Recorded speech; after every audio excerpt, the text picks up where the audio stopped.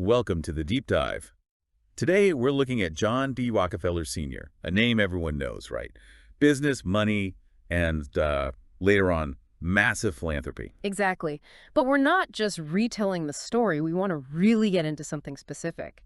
His accountability. How did that drive his, well, frankly, incredible career? That's the plan. We've looked at a bunch of sources to see how this accountability thing actually worked for him, at different points in time. Yeah, and the idea is to break down these stages, see what stayed consistent in his approach, and maybe most importantly, pull out some lessons you can actually use. Right. So we've broken it down into 7 stages of his company's life. For each one, we'll look for, say, 3 examples of accountability, 3 benefits he got from it, and 3 things entrepreneurs, or really anyone ambitious, could learn. It's like trying to find the secret sauce behind how he built everything and had such a lasting impact. And it's interesting because it wasn't static, right? The way he showed accountability changed as the business got bigger and, well, way more complicated. Absolutely. But that core commitment, that seems to have always been there, driving things forward. Okay, let's dig in. Start at the very beginning. Section 1. The disciplined bookkeeper and early ambition. Right, before all the oil stuff. He's 16, a bookkeeper. And apparently he actually liked it. The methods and systems, as he put it. Yeah, which is telling. He kept super detailed records, every penny earned, every penny spent, and even tracked his charitable donations right from his very first paycheck. Wow. And he wasn't just thinking small even then, setting goals like making $100,000 a huge sum back then and living to be 100. That first phase really shows you some core things. Yeah. First, that meticulous record keeping, tracking everything, even charity. It shows he understood his money situation right away. Okay, that's one sign. Second, setting those really clear, ambitious goals, looking ahead, wanting something specific to aim for. Right, the $100 K in 100 years. And third, just that discipline and method. He enjoyed the structure, worked long hours. It wasn't just hard work. It was like systematic effort. So these weren't just personality quirks. They actually helped him. Oh, absolutely. The benefits were huge, even then. He got financial control early on, understood his money from day one. Makes sense. He started that habit of giving early, too, which, became massive later. And maybe most importantly, he was building basic business skills, negotiation, understanding process. It was a strong foundation. So if you're starting out today, what's the lesson from 16-year-old Rockefeller? 3 things, I think. First, really get the fundamentals. Know your processes, know your numbers, inside and out. Master the basics. Got it. Second, set clear goals. Know what you're aiming for, gives you direction. And third, build discipline. Consistency, method. It's crucial right from the start. You can't just wing it forever. Okay, so from disciplined bookkeeping, he moves on. Section 2, first partnership and adapting to market needs. Right. He's 20 now, goes into the produce commission business with some partners. And he had to put up his own money. Yep.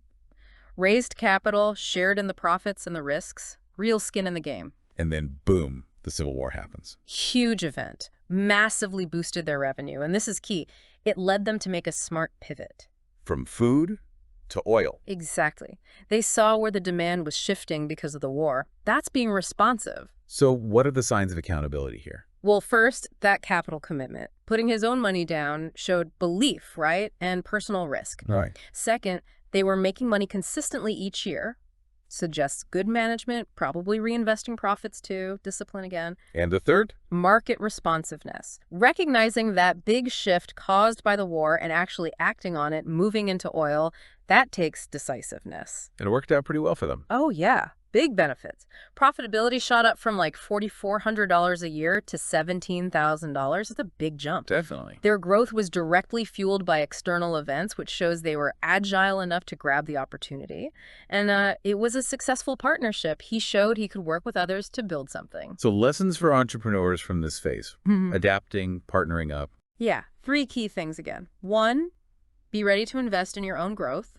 Put your money where your mouth is. Okay, invest. 2, stay agile. Markets change, opportunities pop up. You need to be able to pivot. Don't get stuck. Hey, be flexible. And 3, look for good partnerships. Working together can bring in capital, skills, connections you don't have on your own. Makes sense.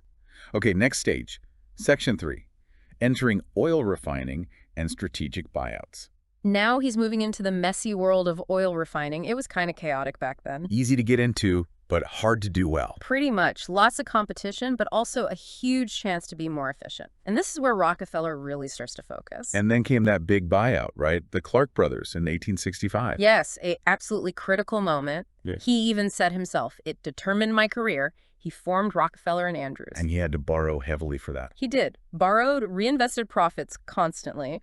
And he was super quick to adapt to market changes. Plus, he started figuring out how to use the stuff other refiners just threw away the waste products. Finding value everywhere. Okay, signs of accountability here. First, just decisive action. Making that huge, risky decision to buy out partners to get control. That's accountability for your vision. Taking charge. Second, aggressive reinvestment. Pouring money back into the business, borrowing to grow faster, that's committing to growth. And third, that continuous improvement mindset. Finding value in waste products, that's accountability for efficiency, for maximizing everything. And the benefits of taking that control and focusing so hard on efficiency. Well, he got control of operations, obviously. He could run things his way, push for the efficiency he wanted. More control, faster growth. Exactly. Accelerated expansion because he plowed the money back in and wasn't afraid to borrow. And just better efficiency and profits by using all the outputs, not just the main product. So what are the takeaways for people building businesses now from this phase? 1, don't necessarily fear debt if it's for strategic growth. Yeah. It can be a powerful tool if used carefully. Calculated risks. 2, go for operational excellence. Squeeze out inefficiencies. Find value where others don't look. That's a real competitive advantage. Sure. And 3, be willing to take those calculated risks. Sometimes a bold move like that buyout can completely change your path, but you have to be ready to back it up financially. Right. Okay. Fast forward to 1870, Section 4. Founding Standard Oil and the efficiency drive. This is the big one. Forming the Standard Oil Company with partners. This is about creating structure for the empire. And the focus was still efficiency. Relentless efficiency. Cost cutting was everything. They did things like figure out how to halve the cost of laying pipes or making barrels. Wow. And they started building their own infrastructure pipelines, specialized tank cars, their own delivery network, taking control of the whole process. Vertical integration. Exactly. And they diversified into lots of different oil-based products, too. It wasn't just kerosene. And you mentioned this actually helps people. Yeah, a key outcome of all that efficiency was making kerosene way more affordable. It was the main source of light for many homes, so that was a big deal. Okay, accountability signs in founding Standard Oil. First, formalizing the structure. Creating the company itself was an act of accountability for managing growth. Making it official. Second, that obsessive cost control. Constantly finding ways to do things cheaper without sacrificing quality. That's accountability to the bottom line. Right. And third, the vertical integration. Building out their own infrastructure that's taking accountability for the entire process, ensuring control and efficiency. And the benefits were pretty enormous. Huge. Market dominance, they became the biggest oil refiner in the world. Lower prices for consumers, making kerosene accessible. And new products. Yep, product innovation. All those byproducts became profitable income streams. Lessons for businesses aiming for scale and leadership today. Structure is key. You need a solid organizational structure to scale effectively. Can't just keep adding things randomly. Right. Structure matters. Control your supply chain where it makes sense. Owning or managing key parts gives you efficiency and makes you less dependent on others. And again, that focus on efficiency, it never stops being important. Lowering costs boosts profits and makes you more competitive. Simple as that. Okay, now we get into maybe a more difficult part of the story. Section 5. Consolidation, the trust, and controversy. Yeah, this is where things get aggressive. In 1872, in just 4 months, Standard Oil basically absorbed 22 of its 26 competitors in Cleveland. Wow, 22 out of 26. How? Well, the tactics were pretty tough. Essentially, competitors were told, sell out to us, get Standard Oil stock, or, well, we'll likely drive you into bankruptcy. This is a wreck. It was. And this led eventually to the creation of the Standard Oil Trust in 1882. It was a new way to manage this massive, sprawling company across different states. But it also got a lot of negative attention, right? Oh, absolutely. Huge criticism, though some argued, maybe even Rockefeller himself, that he was bringing order and efficiency to a really chaotic industry, rationalizing it. So how do we see accountability in this phase, even with the controversy? Well, first, executing a clear consolidation strategy. Whether you agree with the tactics or not, they had a plan and they carried it out systematically. That's accountability to the strategic goal. Okay. Executing the plan. Second, structuring for scale. Developing that trust model, which was innovative for its time, was accountability for managing complexity. They needed a way to run this giant thing. Inventing new structures. And third, persistence despite criticism. He got absolutely hammered in the press. Vilified was the word used. But he stuck to his strategy. That's a form of accountability, too, sticking to your convictions, maybe. And what were the results of this consolidation push? Well, it did kind of rationalize the industry, imposing structure where there wasn't much before. More efficient, maybe? Arguably, yes. It definitely led to incredible market control over 90% of U.S. oil refining by the late 1870s. And financially, huge power. He became a millionaire many times over. So if an entrepreneur today is thinking about consolidating a market, what are the lessons, maybe the cautions from this period? 1, have a very clear strategy and be prepared to execute it fully. If consolidation is the goal, you need a plan and the will to see it through. Okay, clear strategy, execution. 2, think about organizational structure early. As you grow, especially across borders or states, how will you manage it effectively? You might need new models, like the trust was then. Structure for scale again. And 3, definitely anticipate and manage criticism. Aggressive growth, dominating a market, it often attracts negative attention. You need to be ready for that and have a response. Right. You can't ignore the pushback. Yeah. Okay, moving on. Section 6, the breakup and transition to philanthropy. Eventually, the legal tide turned against Standard Oil. Lots of challenges, lawsuits. Don't I trust? Exactly. It culminated in that huge Supreme Court decision in 1911, ordered the breakup of the Standard Oil Trust. The end of the empire. Well, yes and no. The trust was broken up, but Rockefeller remained the biggest shareholder in the new separate companies that were formed. And those companies actually thrived. So he got richer. Ironically, yes.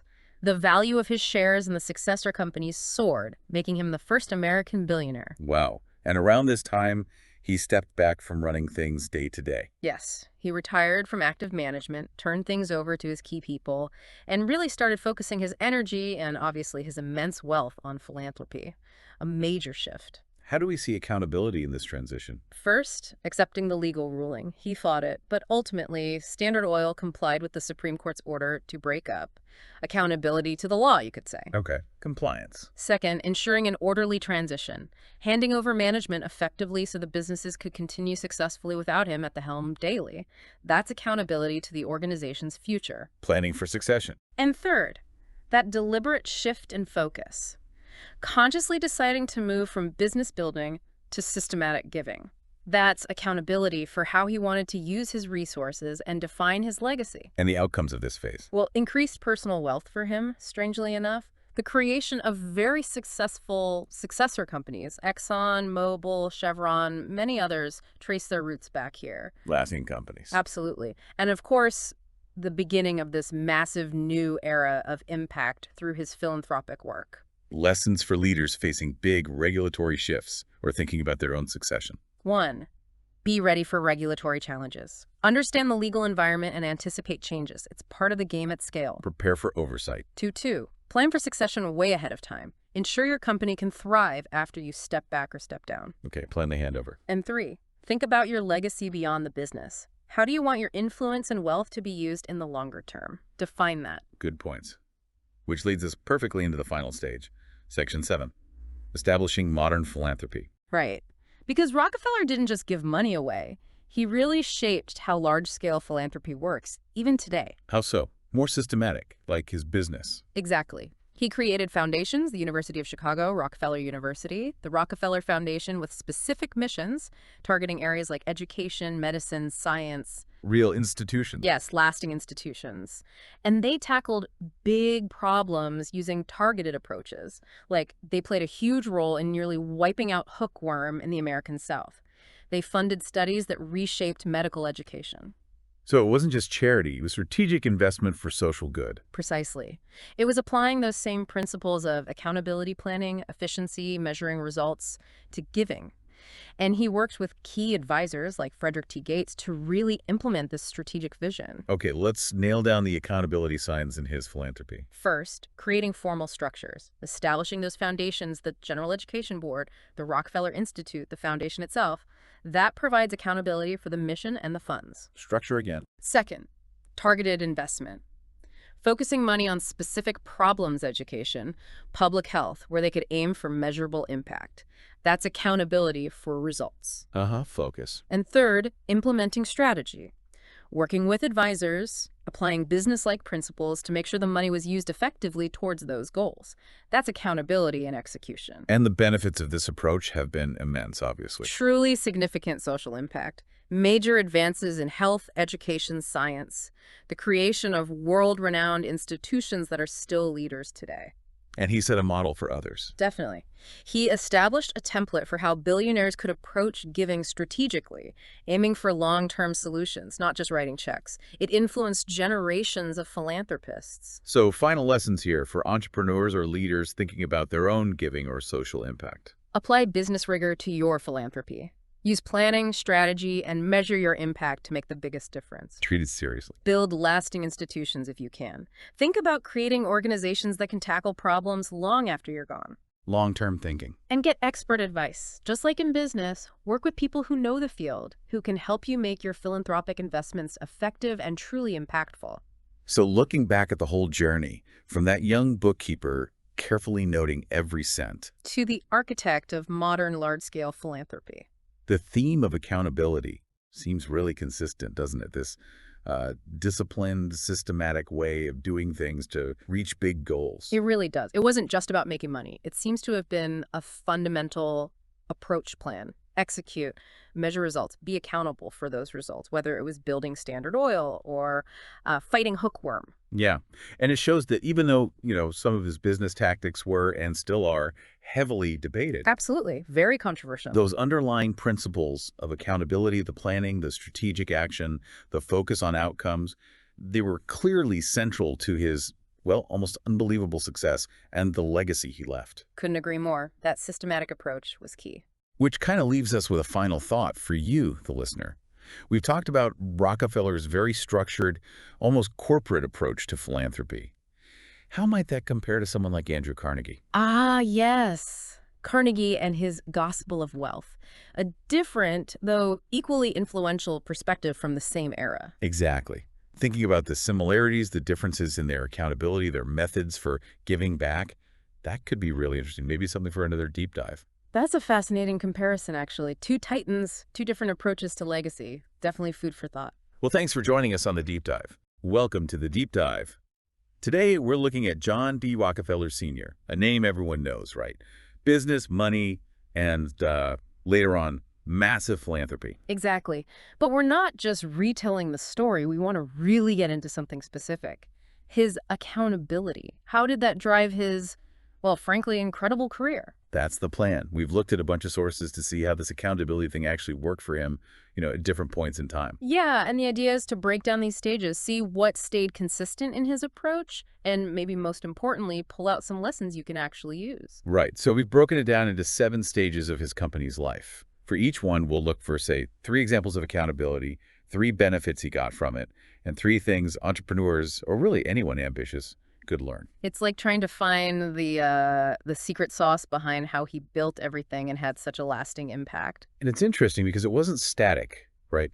The way he showed accountability changed as the business got bigger and, way more complicated. Absolutely. But that core commitment, that seems to have always been there, driving things forward. Okay, let's dig in. Start at the very beginning.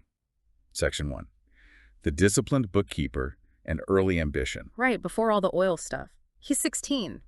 A bookkeeper. And apparently he actually liked it. The methods and systems, as he put it. Yeah, which is telling. He kept super detailed records, every penny earned, every penny spent, and even tracked his charitable